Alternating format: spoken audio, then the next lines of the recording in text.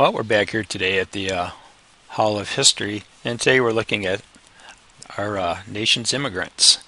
America became a melting pot in the late 19th and early 20th century.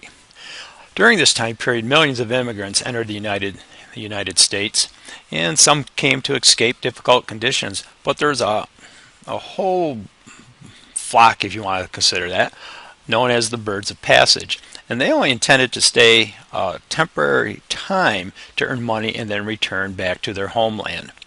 Probably a modern day analogy of this might be the migrant workers, you may say. Thing is, with many of these birds of passage, once they got to the United States and found the opportunities that were open to them, they did not return. But this name did stuck, and these people were known as birds of passage. Here's a picture of Ellis Island, where most of the European people came through, outside of New York, New Jersey area. This one's about 1905-ish, and you can see the old type buildings and the steamers and so forth. But millions upon millions upon millions of people entered through Ellis Island during this time period. This is a picture I put in from Google Earth, and this is a modern day picture of Ellis Island. And it is a national park now, and many of the buildings have been restored to their former look back during the time period of turn of the century. Most of these people came through Ellis Island. Well, in fact, just about all of them were Europeans, and about 20 million arrived between the 50 years between 1870 and 1920. It's interesting to note, before 1890, most were from Western and Northern Europe. As you go through our simulation in class, we're really looking at the English, the Poles, and the Germans. After 1890, most of these people came from Southern and Eastern Europe, and they came to America looking for an opportunity to work, opportunity for their families, and an opportunity to make a better life for themselves. As you know from our simulation, many of these people that came during this time period were not thought of very highly by the people that were already in the United States. Oh, why did they leave Europe? Well, especially the Jewish were persecuted, especially in Southern and Eastern Europe. Population started to rise. We're looking at the whole rise of the industrial age. Populations increased. People needed to get out, and they wanted to find a better life for themselves. In many of these areas, there was not enough food to go around. You think of Ireland and the potato famines, economic depression in many areas of Europe. They were economically, things were not going very well, and America was thought of as the land of opportunity, and that jobs were plentiful in America. They found out a little bit later on, and when they got here after a long, hard trip, that this was not necessarily true, but many of these people did very well, maybe not for their generation, but for generations afterwards. What was life like in America? When these people arrived, they came by boat. That was planes were not around. That was the only way to get across the ocean, was by a steamer. And this trip from Europe, depending on where you boarded from, took from anywhere from a week to a month. Again, weather related, what type of steamer you were on, and so forth.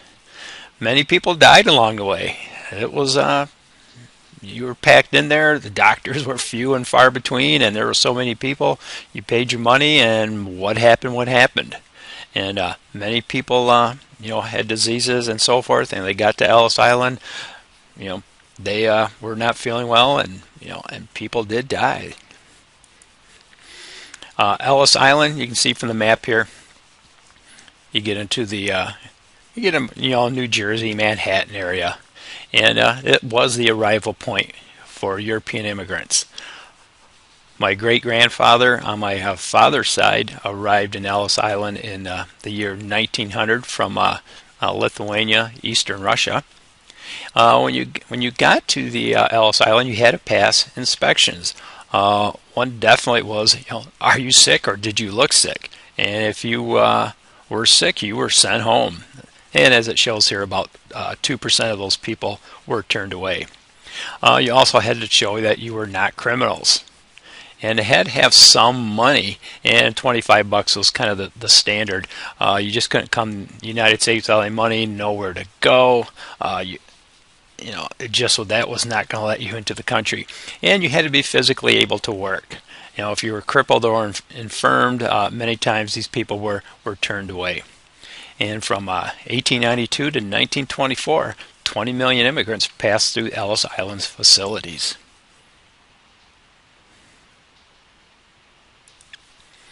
What contributions have immigrants from Ellis Island made?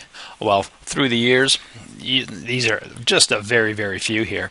Albert Einstein, the German Jew, the scientist, again, at the time, probably the most famous celebrity in all the world, the father of relativity. Elizabeth, I think there's a typo, and there should be an A in there. Elizabeth Blackwell from England became the first woman doctor. Marcus Garvey from Jamaica, and he was the leader of the Back to Africa movement during this time.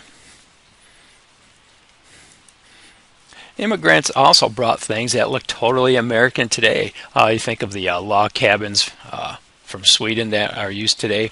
Symphony orchestras and glee clubs were organized by the Germans.